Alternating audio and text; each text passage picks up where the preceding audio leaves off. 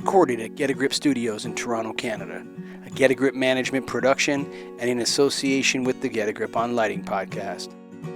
Financially supported by the good folks at the National Association of Innovative Lighting Distributors, this is Restoring Darkness podcast. This episode of Restoring Darkness is brought to you by Evluma.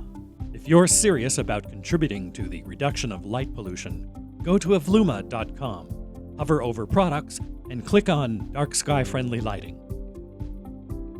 Both the OmniMax and AreaMax lights are International Dark Sky Association certified. The warmer color temperatures of the OmniMax reduce the more easily scattered blue wavelengths, which contribute to glare and sky glow. With AreaMax lights, you get full cutoff, which also means no uplight and a significantly reduced contribution to sky glow. And all of Evluma's outdoor lighting product lines come with dimmable drivers for even more control.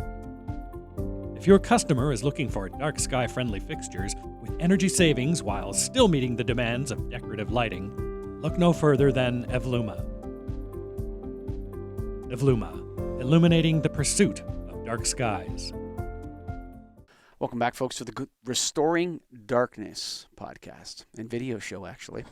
On today's show, we have Sabine Frank. Since her childhood as an amateur astronomer and active in nature and species conservation, she became fed up with, ready for it, male astronomy. Using a lot of techniques, she developed star guiding tours that include the nightly landscape, the moon, night clouds, which are very special, mythology, invisible things, and all sorts of issues about the darkness. Studies in social and cultural sciences. She's a pioneer and initiator of the IDA Dark Sky Reserve Sternenpark Rhön. I got Rhön. There you go. She's going to correct me how to pronounce that. Now coordinator and official dark sky officer of this park for almost 10 years. She specializes in public relations, star guidance, and most of all, here's a nice term, De-Illumination. Sabine, welcome to the Restoring Darkness podcast. It's such an honor to have you here. Hello. Very nice. Yeah. So I want to unpack this. I've often felt that, in our modern culture and maybe, with respect to, our egotism and that of how great we are, we've forgotten the realms of the male and the female, or feminine and the masculine. And you're talking about male astronomy. Tell me about the difference between male astronomy and female astronomy. Well, I can probably relate from my personal history with astronomy.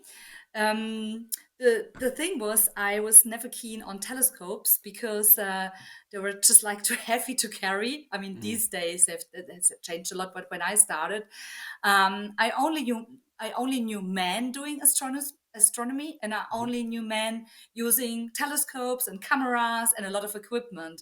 And I just found this very kind of, well, not boring, but it took a long time to set it up and to adjust it and all these things. And so I really got bored of that quite. And then the ocular was like misted and all these things. And then I realized something. I realized that kind of people get detached from the night sky by technology, even in hobby astronomy. So the thing was, you could only go to like an observatory, and if there was like clouds or if there was like some mist, the show just stopped. So they would say like, okay, we can't do anything, and then might like some satellite pictures or something like this. And I thought, this is just not.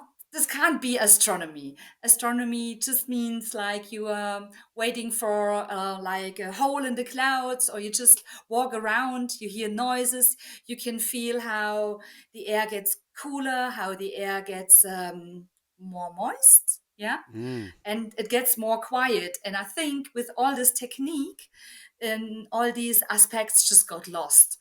So I was like a bit fed up and called it just male astronomy. And I put it in my head to create a female astronomy. I think a better term is the masculine and the feminine, rather than male Probably. and female, because I think I'm 51% masculine and 49% feminine. in my sensibilities or whatever, if you're to classify them. And I much prefer your brand of astronomy. And I often, when people ask me because of the show, I tell them, you know, it's you can do a lot just with a pair of binoculars if you want to get closer to the stars, lying back on your back in a field or on a dock or something, and just using binoculars. It's a lot less clunky, and it's quick and easy, and you can rest into the experience a little bit more. I also agree with you, and I want to unpack this a little bit more. That the movement, the International Dark Sky Association, even the name, and I love what those people do. But actually, what we want is bright skies and dark earth and dark water. It's not dark skies. We want bright skies at night, filled with stars and the moon and all this sort of stuff. Natural bright skies. Exactly. And so we've often adopted the terms darkness preservation, darkness restoration, night preservation, night restoration as a better description of what the movement is about. I want you to tell me how the feminine or the female for you is more naturally embracing that aesthetic of the feminine embraces the holistic picture more. Why is that? It might be because women just like like to talk more, Mm, yeah, and there's much more to the night sky than just like looking at deep sky objects, and that I mean, like with this, as I just said, the way you receive, how the air changes, how the light changes, and also the stories like the night sky tells us, especially in our European culture, meaning, for example, Greek mythology.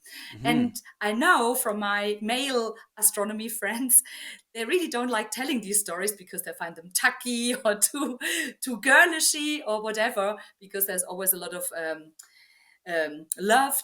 lovey doody doody in these things, and to me, I don't exclude anything of this, and I like poems. There's so many poems related to darkness, to the stars, to nature, and I include them in my astronomy. and when you're talking, so you're let's say you're pointing out Orion the Hunter, for example, and you see his belt, and you point out to him, and do you talk about the mission that he's on when up in the sky? What do you do with that? Well, I combine that. I maybe have to turn the time a little bit back. When I started off, and as I said, I was like, oh, it's just only telescope, telescope, telescope. Hmm. And my mission was actually um, to show people just the natural darkness without any equipment, even without binoculars, just like the naked eye. Hmm. Um, and so I needed to tell also stories, just walking around with people and not just having some high-tech stuffy with me. And that's how I created my way of doing star guiding tours. And just like saying Orion, what I try to do is obviously the visibility of Orion and its belt, and then I tell, of course, his him being after the Pleiades, the seven sisters, for example. But Hmm. also, I always have a bit of deep sky stuff with me and binoculars, and then I try to make people just see what I can see with their naked eye, and then I show pictures of the Orion Nebula, and I tell them about star forming, for example. So I try to combine it. Hmm. Do people pay for these tours? Is it a paid service, or is it the park covering that for its guests? No, they have to pay. Well, yeah, they pay for that. But when I started off, they didn't pay for that. When I started off, and that's the funny thing, I grew up very close to the East German border, very close on the western side of Germany, Hmm. but very close to the border. And people living close to the border, there is just nothing. There's not a lot of distraction. But what we had always is a beautiful night sky, and obviously we shared the same night sky on both sides Mm. of the border, of the fence. And yes, and what I really find astonishing is that although we live so in such a natural darkness, not many people looked up to the stars. Hmm. So it's I sometimes get asked, why did you get into astronomy? And I got into astronomy because of the Halley comet. Hmm. Yeah, when I was a Yeah, sure. child. So, but I was the only one getting into it. And I find that really funny that people living in the countryside don't look to the stars. And so, after a couple of years, me doing star guiding tours, and I really have to say, it was really hard to get people coming. um, I had to do a lot of effort to really convince these countryside people, hey, it's just not only we have a natural and beautiful daytime landscape, we have a very beautiful nightscape landscape. So I find it really hard to convince them. And after a couple of years, I noticed that stars started to vanish at our night sky, and that's how I got into light pollution. Beforehand, I didn't even think about light pollution because living so rurally as I did. Mm. And then once we got our designation as an international dark sky reserve, that was the moment when people got interested into star guiding tours. But beforehand, it was really very difficult to get people coming to the star guiding tours because they just had a very, how can I say, it's very abstract. They had a very lack of what what is that walking around in the night.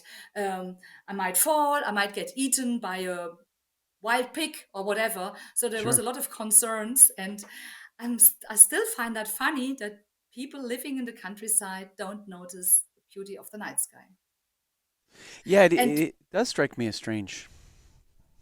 I find it very strange because all my schoolmates, all my friends, will all lived in the same place, but nobody looked at the stars. So it was just me basically. And then when I started doing my star guiding tours, what I just did, trying to combine mythology, the wonder of the night sky, the way the sky changes from the blue hour to plop plop plop stars plopping up, as I Mm. like to say, as I like to call it. And yes, and then when I noticed that we are get it was the beginning of like light pollution, really. That was like after the wall fell and our region from moved from being at the on the east end of West Germany, suddenly moved into being in the center of Germany. And Mm. that made that that caused a very big change in our region, being suddenly in the center of Germany, and a lot of business settled around this area. And that was when light pollution started. And then when I noticed for the first time light pollution and stars vanishing, I really was like, I'm very headstrong. And I thought, I need to give the people here a star virus. Mm. And and that's still my mission. I really want people to sit in their gardens and just look up, even in the countryside. And I'm very glad that it happens now. The people are calling me and saying, you actually showed me that we have a beautiful night sky, and they get into it. People have lost, like humans have lost their connection to the sublime because of this. There's almost like I believe that there is a psychological imbalance that is like a mass event, and I think it has to do with. I've talked about this in earlier shows before, where there's something about a beautiful star-filled sky that you're looking at, which centers you and which gives you a sense of meaning in life. And I don't know why it does that, but it does. And we know that all of our ancestors would have experienced this sense of awe on a routine basis. And all of our literature and all of our history of all cultures, all peoples, everywhere in the world, there is this connection to stars. You see it everywhere. Even the naming, they have different constellation names for the stars in India and China, and they have their own mythology about it. And I mean, the peoples of the Pacific Ocean, I can't remember what they're called off the top of my head, but they sailed across the ocean using stars. Dead reckoning in stars. And so, this relationship, the pyramids are built to align to the stars. Like all of this is deep in our history. And I feel like that lost connection is perhaps causing us some kind of problem that we can't put our fingers on now. and it seems to be a increasing problem. And that's where I think this de-illumination piece comes in for you. Um, Tell me about your efforts with what you call de-illumination. Hmm. Yes, I will do that in a second. But beforehand, I'd like to say that I'm not that sure if people looked to the skies and to the heavens because of my experience living in the countryside. And I asked in my family, I asked my grandmother, and I asked if she knew if her grandmother looked to the skies, and then none of them ever did. So I really find this Mm, funny, knowing at the same time all of these cultural assets we have, obviously with the night sky. And still these days, in culture, the night sky is, how can I say, engraved. Just listen to all these songs and poems, and there's always sky, moon, night. So the hmm. night obviously is sexy, it's calming, it's inspiring, and all these things. Yes, and yeah, that really. Why am I a de-illuminator? What am I doing? So I noticed that the stars are vanishing, and it really got me. And at the beginning, I'd never heard of light pollution because of living so rurally. And anyway, and but I was like a kind of detective. I mean, today you can like Google for light pollution if you find a lot, but at this time it wasn't like that. And I thought, where have these stars gone? And I mean, it was the zodiac star sign of the Capricorn. Yeah, Hmm. because that's very low to the horizon. And I remember that a couple or the year before, I could see all stars of it, and suddenly there was some missing. And I know the night sky very well, so Hmm. I was like really upset about it. And then obviously I found out it's light pollution, and yeah, and it really, really bugged me a lot. And then I think in 2009 I read about the first dark sky reserve in Europe. That's the Galloway and Dark Sky place in Scotland. Hmm. And at that moment, I knew my area, which is a beautiful mountain range. It is very beautiful here. It's called Rhön, Rhön. and Rhön, exactly. And it's very hilly, but we don't have a lot of wood here. So we have a very far side, as we Hmm. call it, the land with, we call it the land with open horizon. So Mm. it's just like you go onto a hill and you have a very, very beautiful view. And so I really got into our region becoming a dark sky reserve, which we did 2014, and and then I think my boss realized this is something really cool, and he created my job. So I'm a full-time night sky officer, and my de-illumination plan is, first of all, to raise awareness, obviously. Secondly, to reach the hearts by going with people into the night. And what's really funny? One experience is, and that just shows how we got into how we create our life, that people say at the end of the starguiding tour, I didn't even know one can walk without light. Hmm. Yeah, totally. Yeah, I believe that. Yeah, Totally and believe that. when I heard that the first time, I was like, what? Yeah. Hmm. So that was like really a very funny experience for me. And what my mission really is to obviously to reduce light pollution. And my advantage is that I work in an authority, so I'm not like in a nature conservation association like an NGO. I work in an authority, and working in an authority, you can publish like planning aids and all these things, and they have a big value, especially in Germany. You have a lot of obviously how can I say, advice and how to create light so it's not so harmful. But at our place, there is like, it comes from an authority, and so it is more like serious. And yeah, so and Do that's you what have we did. enforcement powers? Do you have enforcement powers? Can you write somebody a notice to change their lights and say that you're not in compliance with this? Not well, yes and no. One advantage of my job is that I can spend a lot of time looking at a legal situation, the law. and now I'm really firm and really good with law, and that enables me to, yeah, to write letters and use the law in a way. But obviously I can do that without my colleagues, and I think it's the same in Canada or in the US. Things which have been installed, they are granted by the constitution. It's really hard to get into private people's area, yeah, Hmm. unless they break the law. And we have some laws with light. So it's not allowed that your neighbor blinds you, or these things. These things are not allowed. And then you can actually Yeah. enforce So light lights being changed. trespass. I think light Trespass, trespass exactly.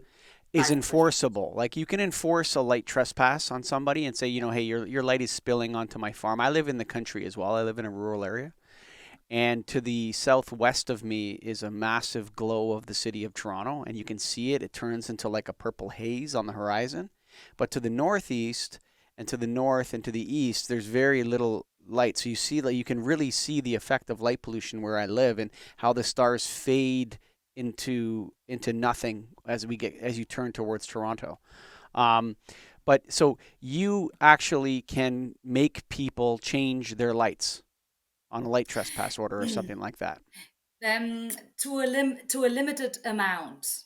It's more of Yeah, a like for suggestion. example with a trespass, for example. Mm, But I have to say, like being a dark sky reserve, that's a little bit of an authority as well, sure. and it's also like a combination. And but what I do, and this is like something I'm very proud of, is that we really convinced our municipalities to put let's put it like this. If you look into light pollution, you have got two dimensions. One dimension is l- trying to avoid light pollution in the future. That's one Hmm. dimension in Sure. time.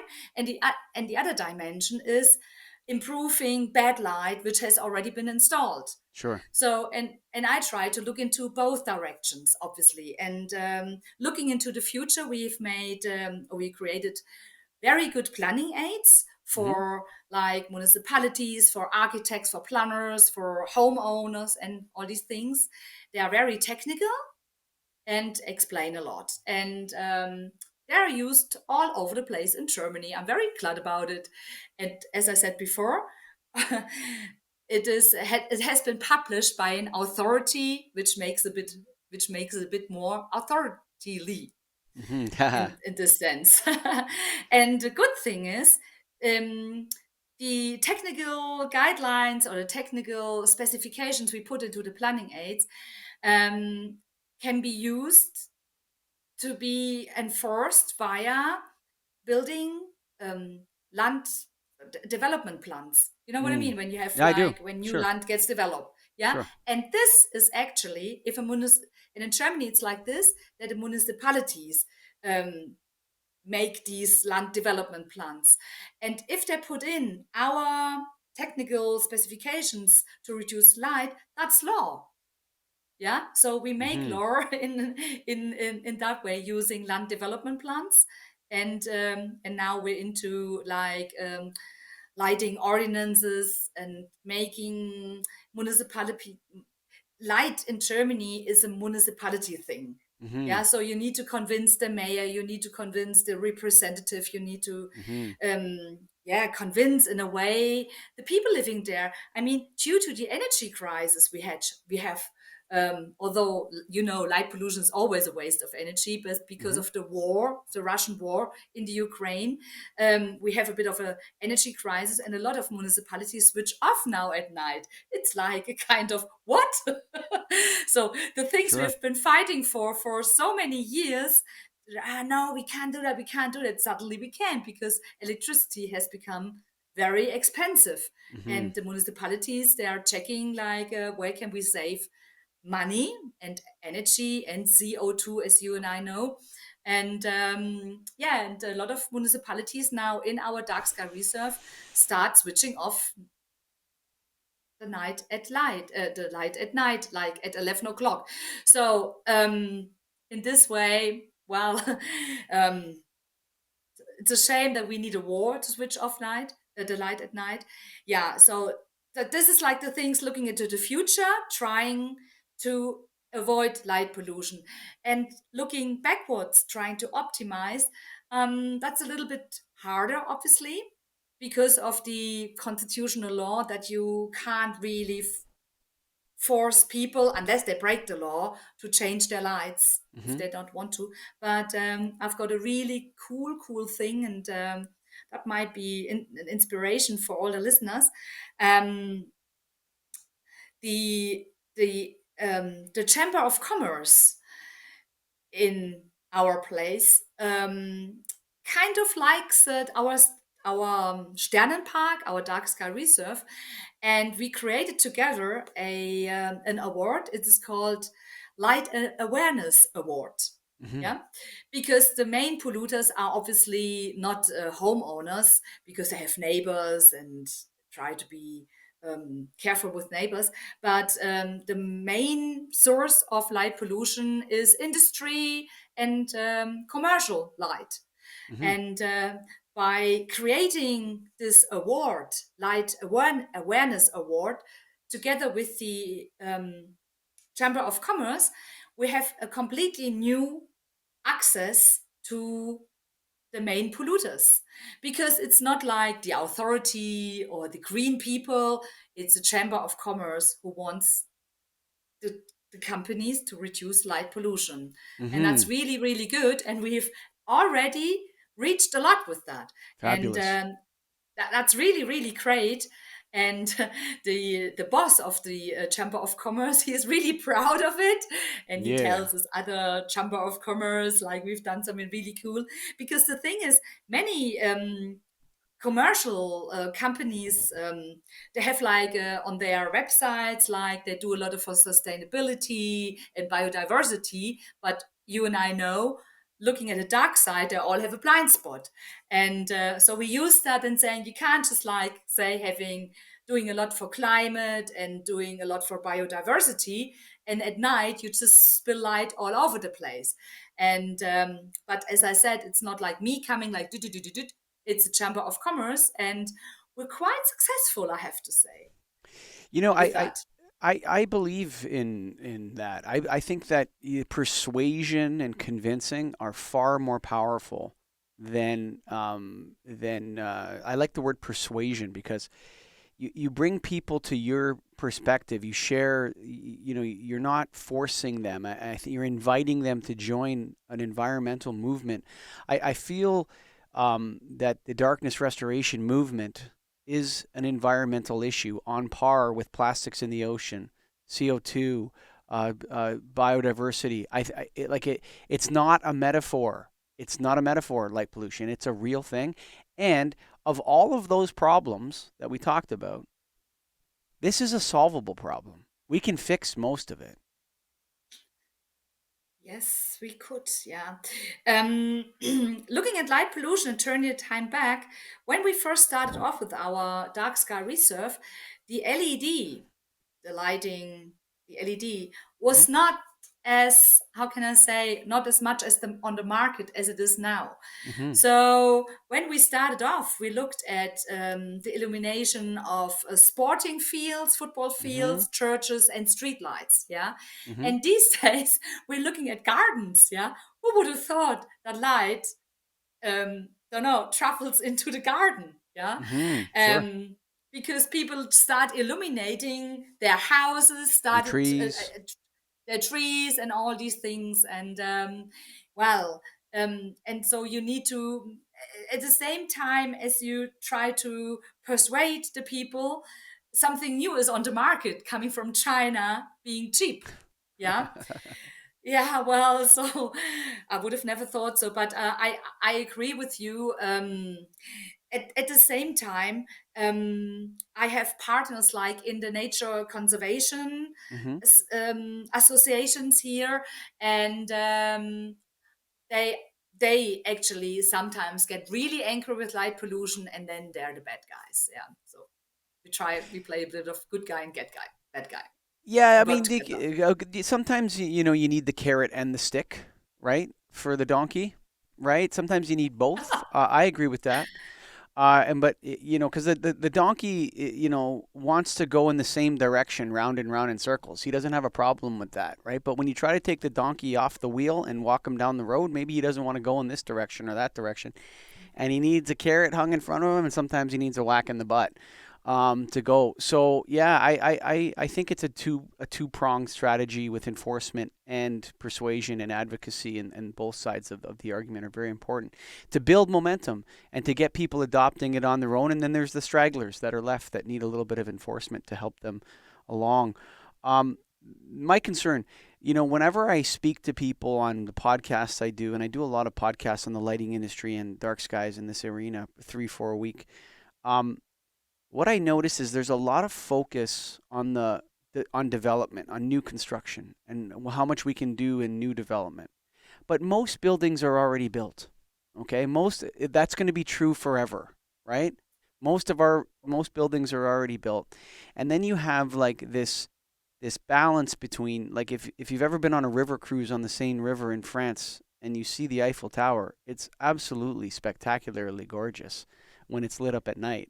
Okay, and I know people can say, hey, I don't like it or whatever. So there's going to be this push and pull. What I like about the municipalities, and it may have come from war. I mean, I hate to say that, that we came to a place we wanted to get to for the wrong reasons. We got here because we ran out of money for electricity, and so we had to shut the lights off. But I don't have a problem with, maybe shutting lights off at 11 o'clock and maybe Of course. enforcing Oh, that. yeah.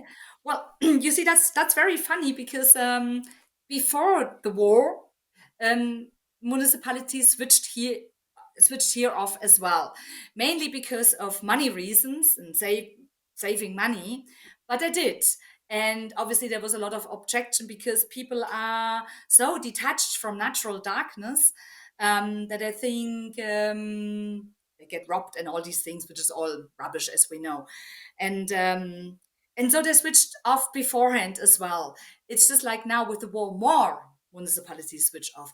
And the funny thing is, last year or the last couple of years, I get a lot of citizens saying we want more life quality by switching off. Yeah, so people in our area, but that's because we've been doing 10 years all this Sure. awareness thing. Hmm. So, and people here now see it as a light.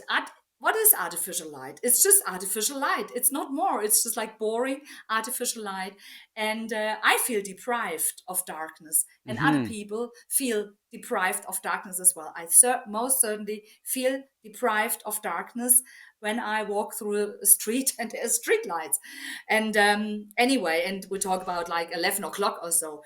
And I'm really, really happy that more and more people in our area, at least, see it as an improvement of life quality, saying, I'd rather sit on my balcony and have the insect in my garden than flying around the lamp, Hmm. or I'd rather have no street light shining into my sleeping room. And For yeah, I sure. really liked it because there was like people writing the mayor, please switch off the lights at night. Sure. And so they do. And Yeah. And we have a couple of villages who actually, yeah, reached that that is, aim. that is so wonderful. And there was almost, and I hate to say that the pandemic or COVID or whatever you want to call it, but there was a sense going into COVID of this pulsing, constant expansion and 24/7 work and people. I don't think grocery stores need to be open at 3 in the morning. I don't think they need to be open at 11 o'clock at night. I don't think people need to be having jobs that are, and I'm not saying that those jobs are not valuable. Now, do we need emergency workers? Do we need doctors and hospitals to be open at night? Of course we do. But do we need, 24/7 gas stations with 100 lux beneath the gas and big bright signs scattering sky glow out to the universe forever? No, I don't think we need that. I think especially in these smaller rural towns, one of the things that I sold the house recently and we had a lighting put into the soffits, which was, a very slim spotlight that shined down on the house. And the purchaser knew this, and they kept coming by at 11 or 12 o'clock at night to see the lights on my house. And they said, well, as part of the deficiencies in the sale, they said, no, the soffit lighting doesn't work because every time I come by your house at night, the soffit lighting is off. And I said, that's because I only have it on for 2 hours after sunset. So, it stays on for 2 hours and then goes off. And I don't think you need to have your house illuminated at 3 in the morning. Right. I without illuminate houses anyway. I'm not a church, yeah. So no, but yeah, you see it. yeah, You see it in yeah. towns like in my town. You see people with very ostentatious outdoor lighting on their houses and trees and all this sort of stuff. And yeah, does it look nice sometimes? Sure, but why does it need to be on at 11 o'clock at night? Isn't it time to turn it? You're not having a party. You don't have, people. Like if you had a party and you wanted to leave it on one night till 12 or 1 o'clock, fine. But it's a bit ostentatious to use that much electricity and light your house up all night long.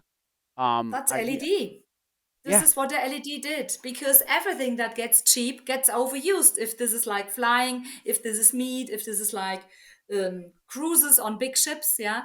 So, but we kind of built our society on consumerism, and so we need to work like 24/7, and obviously it does the people's head in. Yeah, and there's a really very good guy talking about, he's a sleep scientist. Yeah, Mm-hmm. Albrecht Foster is his name, another German guy, but he really says what it does when people work at night, how it affects them Mm-hmm. for even later in their life. Yeah, and as you said, we need emergency people, but at the same time, well, our whole business is built up on that.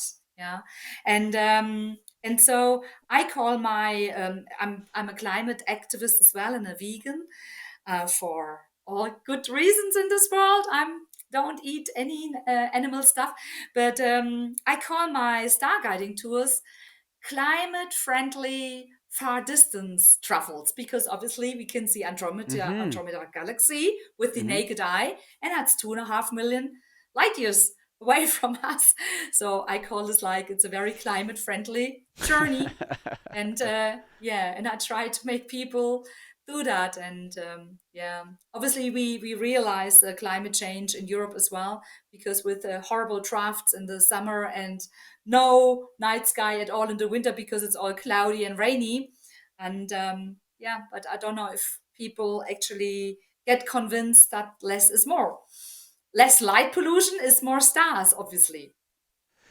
Well, I don't, so I think there's a difference in mindset to people who live in Canada, the United States, and Europe. And I think we're seeing a transitioning in North America towards a European thought process. But I'm not sure I like it.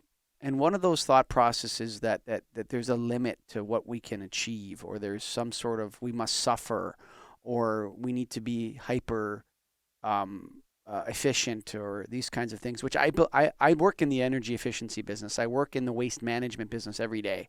Okay, so I'm not saying that I don't subscribe to these a default to efficiency and that, but I don't think we can mitigate our way out of our problems, like by being cheap. I think we need clean electricity, and so we can use as much of it as we want to use. Okay. Yeah, I'm a bit scared of it. Yeah, Why? Well, obviously. this Yeah. is where people are like, well, why would you want to use as much as you want? Like, what are you, some kind of electricity pig?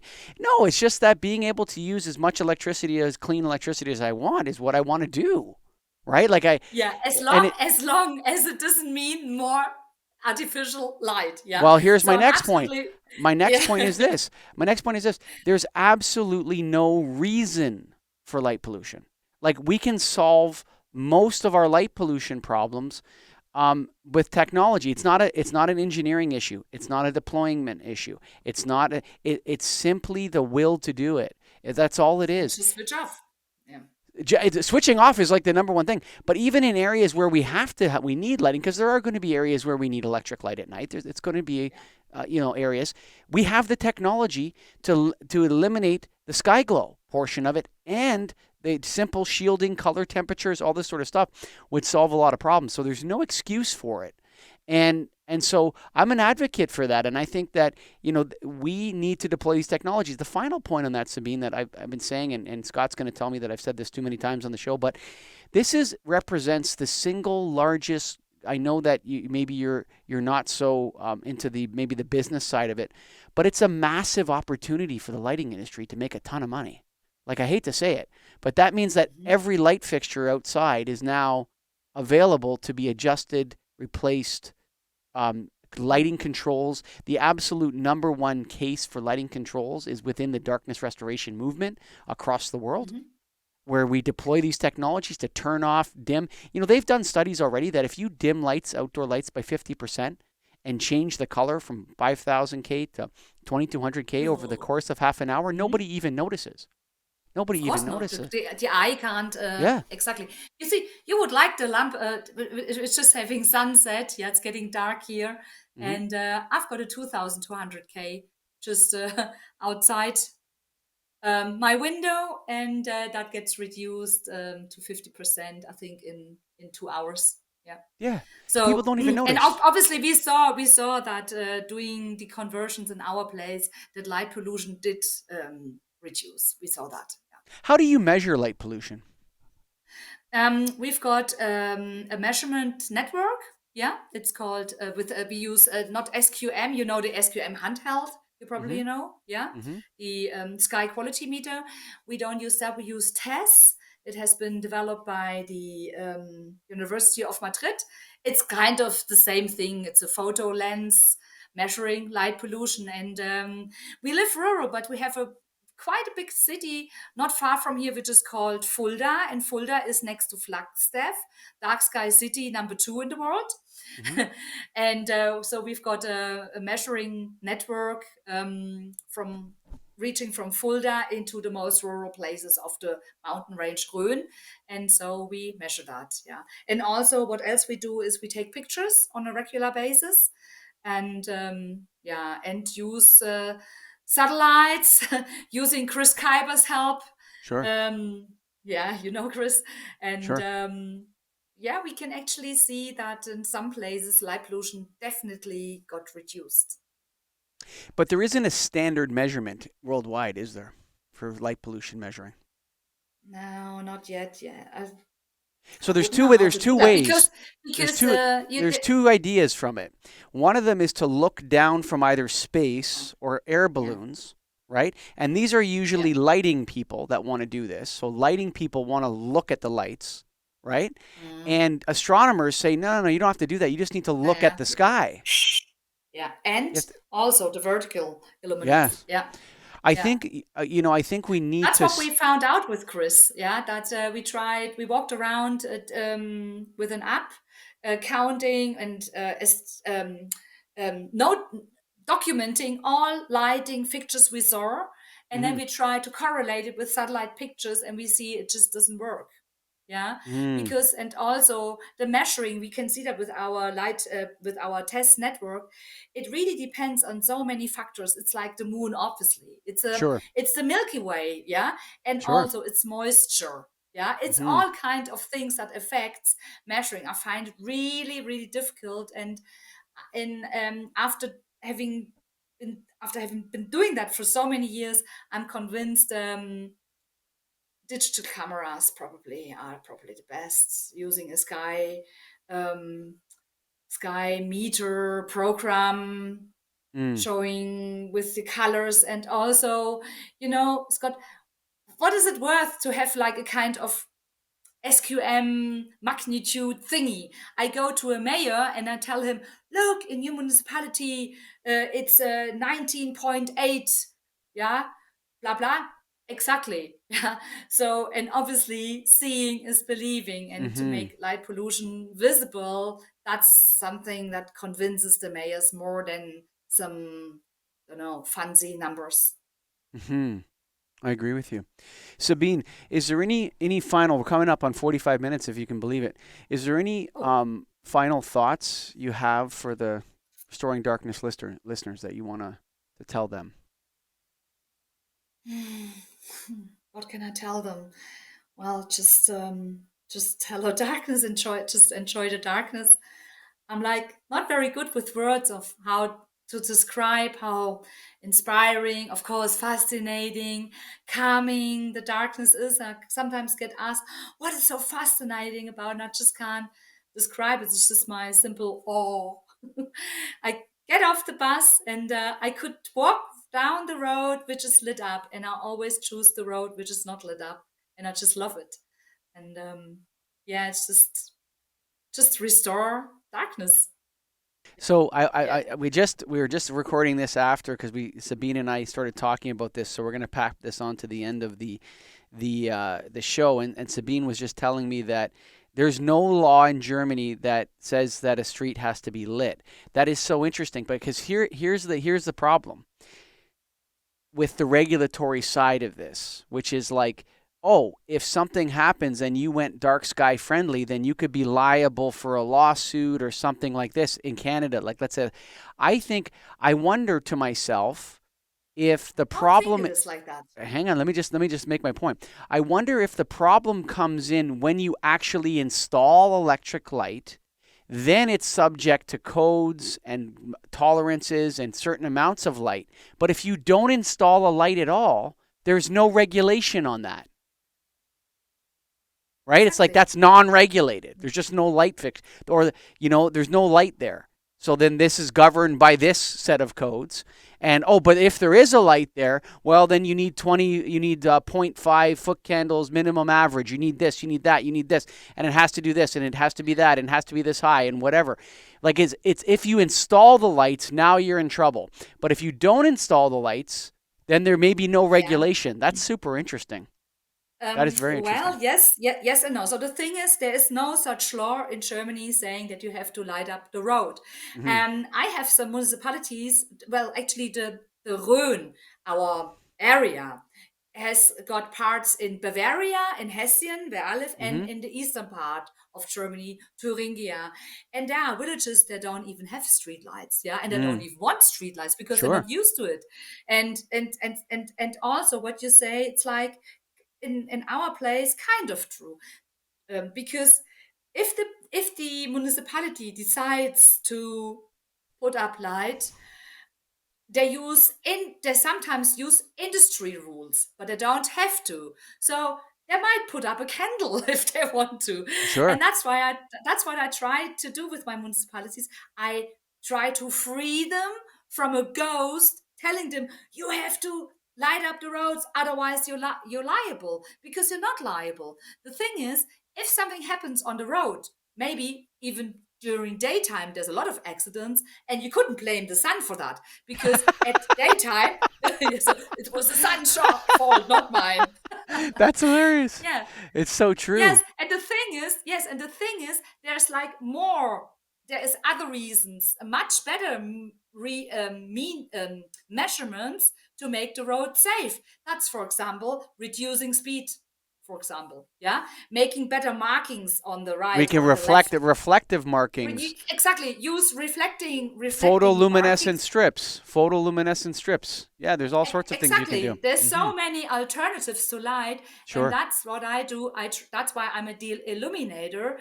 I try to convince them to not put up light, just at a, a few places, or don't exactly. I don't really get it why to light up the streets. The modern headlights of cars, they just like illuminate to the left and to the right 10-20 meters. And so I try to convince them to just light up the pavement where people walk. So you need to illuminate less space. And Mm. so I don't think industry likes me.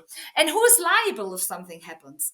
Who is liable if something happens? Well, it's the person taking part in traffic. So Well, that's the that's not real. 100% true. I'm involved in a court case in Ontario right now, where a pedestrian was struck and killed on a on ramp to the highway. Now, it took place during the day. Okay, but because I spoke to the lawyer, because the crossing wasn't constructed properly and the signage wasn't properly done for pedestrian yield crossing. So this was a crossing where pedestrians are allowed to cross, but they have to yield to cars. It's not a vehicle yield crossing. So they didn't do the signage right. That meant that the province, the region, and the city and the town were all sued as well in this lawsuit. And I wondered to myself, if they had a light there, that then again, if there was no light, maybe it's good. But if there's not enough light, or they put the wrong light or whatever, that gets added into this lawsuit and sabotages our movement, our darkness movement, which is something that really concerns me, is that there's a regulatory piece that we have to get right. But if this idea where, hey, there's areas of my region and my town which are not lit. Those roads are not lit. So clearly there's some air allowance for not lighting up these roads, and perhaps that is universal across all roads, that they don't need to be lit up, but the regulations only come in when they are. The regulations only apply when you're starting to light them up. That's interesting. But even with this pedestrian who got killed, in my opinion, you can't, if you are the pedestrian, you can't rely on lights, yeah, because you have to think that lights might not, you have to, I'd say they are not fault. I'd say it was the pedestrian fault walking, although cars are coming. So you just, that's why, you see, this is something we talked about earlier. How can it be that people look at lights crossing the roads and not looking at the road crossing the road? You know what I mean? Sure. This is like being stupid, just because there could also be a malfunction all the time. Yeah, I would never rely on a light because it's something electrical and something can go wrong. So I'd say, if I was a judge, I'd say it was the pedestrian's fault, because the pedestrian is the person taking part in the public. Yeah, well, we see. But yeah, have you ever been at night in a city or in a town when the light is switched off? Have you ever been? Only in Europe, actually. You know how magic that is. You are like, this is so magic. Like you Yeah, are in sure, you know, that the little city or town, sure, like where I'm from, they switch off at night. And if sure. you're there at night and you have the stars and you have the houses and you have the trees Yes, and you have the church, yeah, and you have all the how sure, can I say, the all the buildings, the supermarket, and all sure. is, you, this is so calming, and you walk through there, you don't feel insecure at all. Yeah, you just Yep. feel, oh no, I think I somehow enhanced. experienced it once in Germany and once in Austria. So, do you know the town Weissenkirchen in Austria? No, I don't know. It's like a mountain town, and it's like in the winery region of Austria. The Wachau, you know the Wachau. Am I pronouncing it right? Walachau, Wachau, Wachau, Wauchau, Wachau. Anyway, Wachau. and No, then no, in yeah. and then in another town called Bayersbronn in Germany, I think they switched off their Bayersbronn, lights. yeah.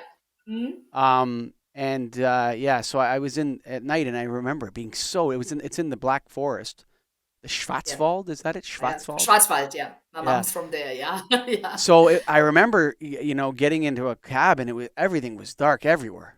Everything. When we were driving back to our resort or whatever, it was darkness everywhere. There was no lights on. Yeah, it was very magical, actually. I felt like I was, Exactly, it's magic. Julius Yeah. Caesar was going to come out of the woods and attack. It's a very magical feeling to be there. I'll be honest with you, especially at night. Sabine, I'm going to let you go. It's 11 o'clock here. I'm Yeah. sure it's 6 or 7 there. So we just had a little Start. addendum here to start for Yeah, that's the right. the Restoring Darkness show. I think it was the best part, but I'll let you go. Bye for now. Maybe. Okay. Thanks a lot, and bye-bye. Bye. Restore darkness. Bye. Look no further for dark sky friendly products than Evluma. Since its first product launch, Evluma has carried one or more International Dark Sky Association certified models. If your customer cares about light pollution, suggest the OmniMax with shielding or the AreaMax with full cutoff to reduce uplight and glare. Evluma, illuminating the pursuit of darkness.